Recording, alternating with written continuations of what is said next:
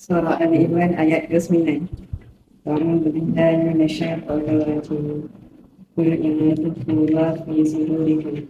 Katakanlah wahai Muhammad, sekiranya kamu sembunyikan apa yang ada dalam hatimu, atau tubduhu ya'lamullah, atau engkau zahirkan, Allah mengetahuinya. Wa ya'lamu ma fis samawati wa ma fil ardh, dan Allah mengetahui seluruh lapisan langit dan bumi.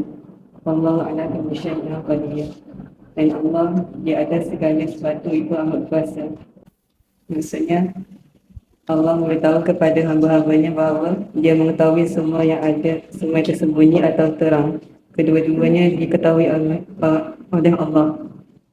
Tidak ada sesuatu pun yang tersembunyi baginya walau seberat zarah.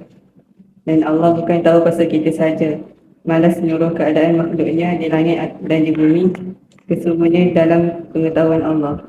Tidak ada satu pun yang tersembunyi dari pandangan Allah.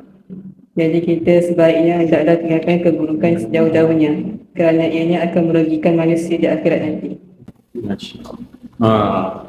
Ni Mat, dengar tak Mat? Oh dengar tadi punya tadabbur tu.